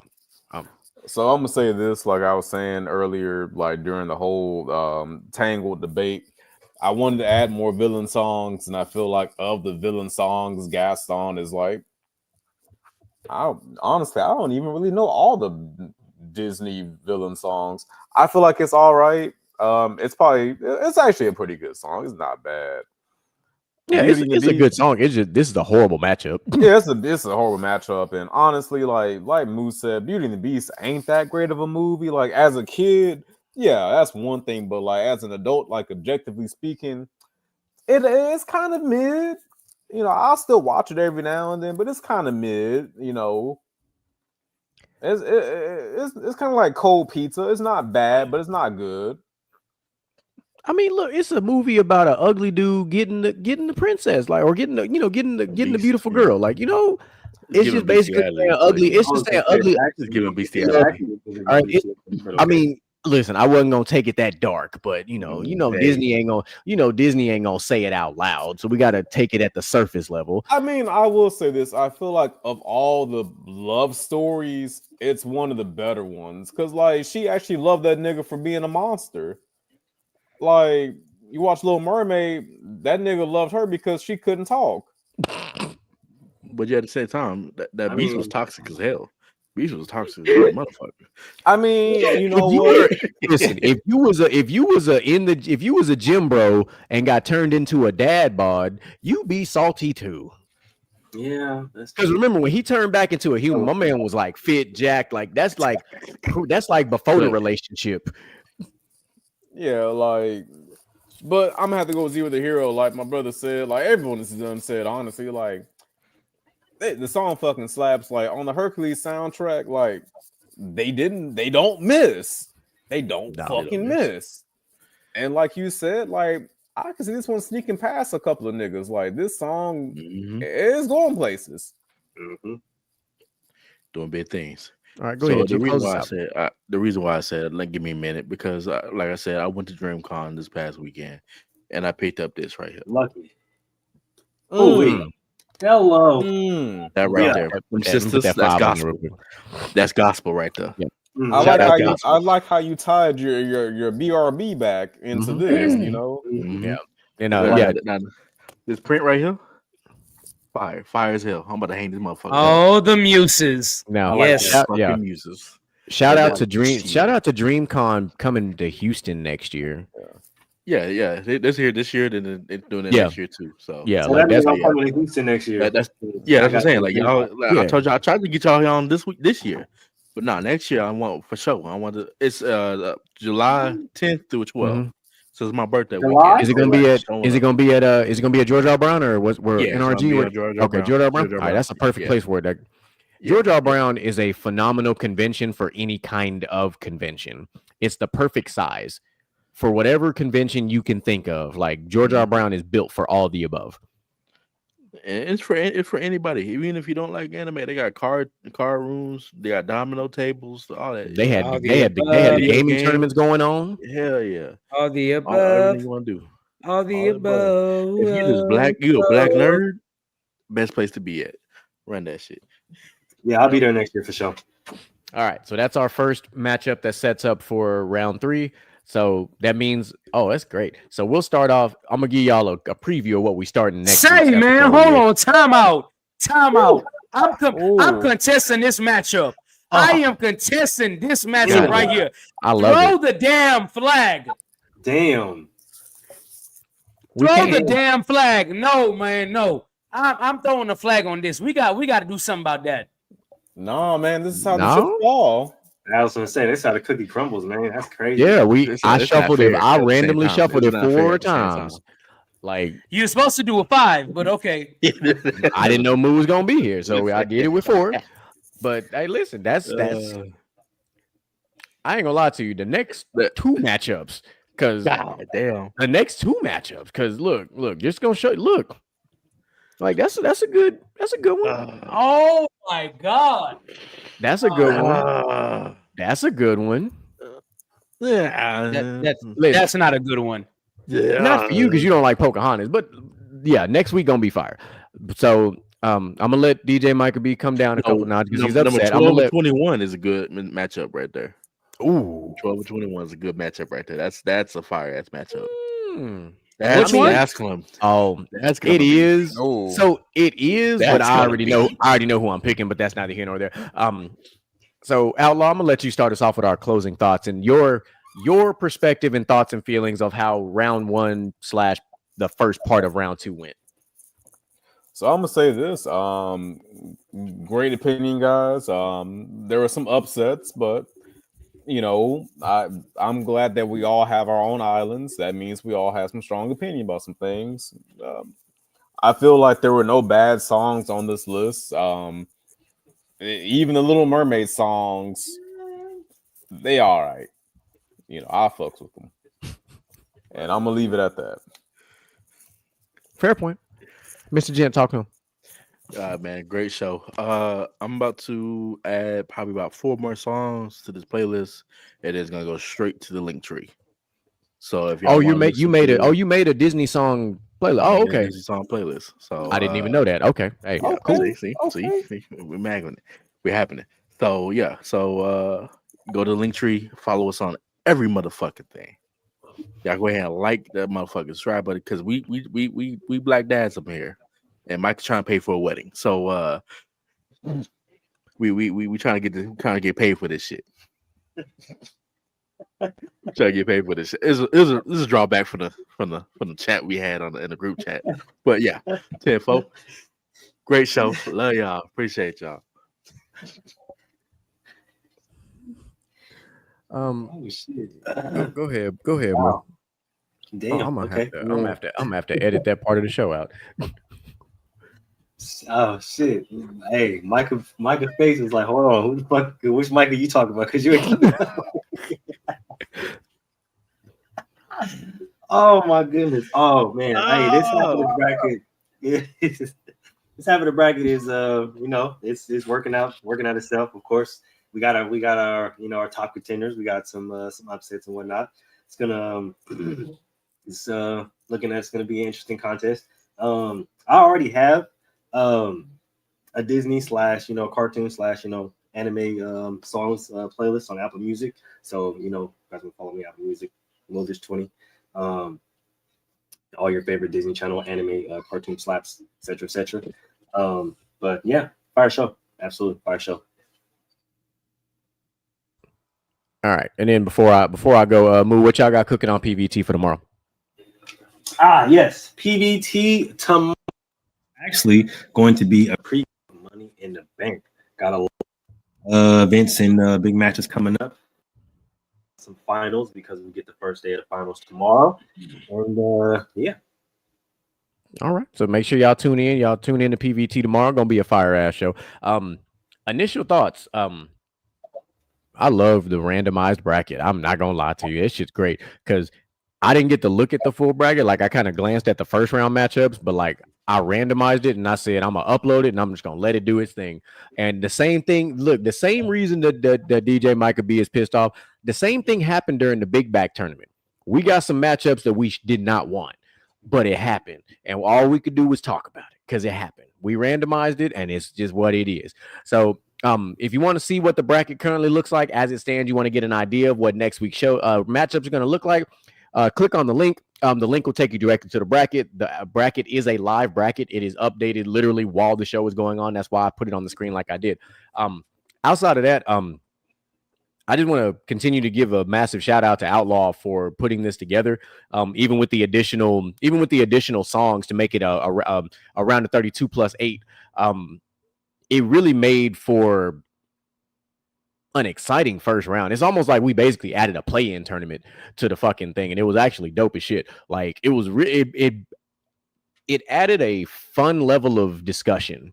So I was a big fan of that, and I still like the rest of these second round matchups are going to be fucking dope.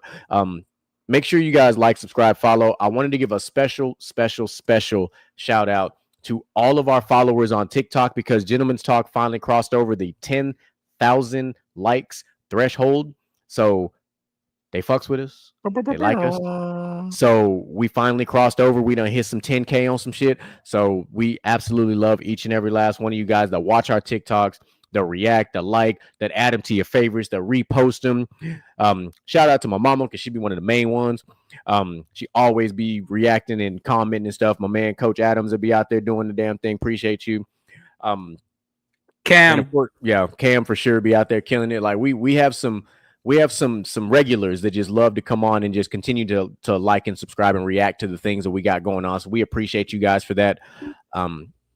Yeah, and then just saying tune in next week, man, because I think the fireworks is just getting started. DJ Michael B, close us out.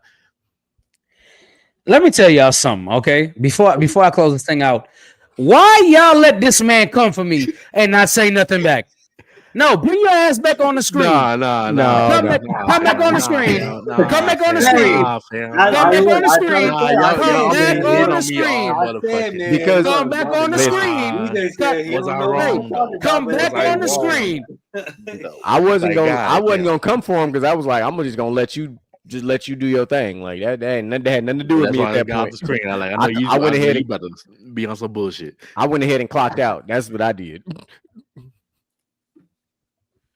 It's all Okay. love, brother. It's all love, brother. No, You're right. It is all love. It is all love.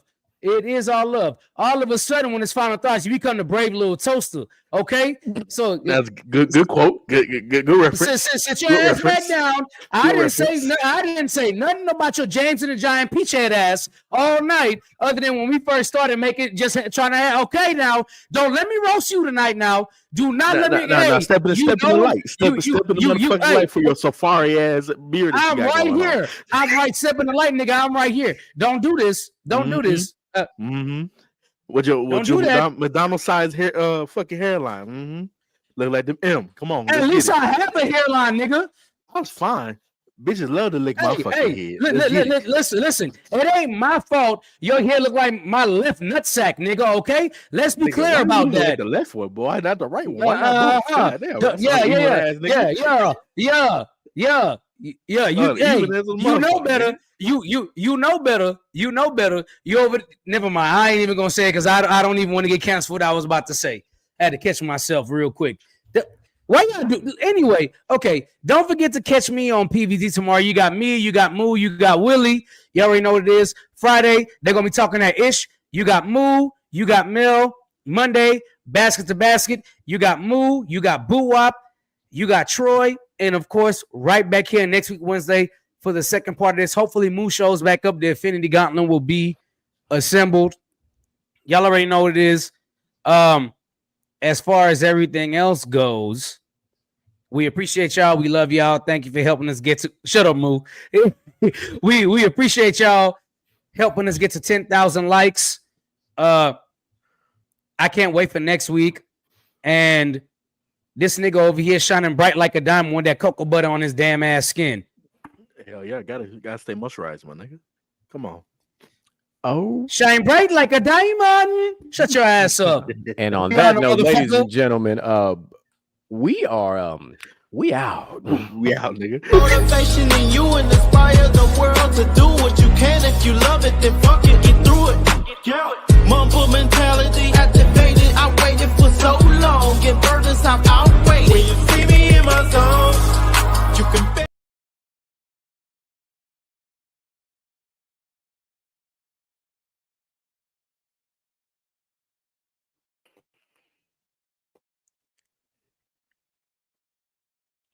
There we go.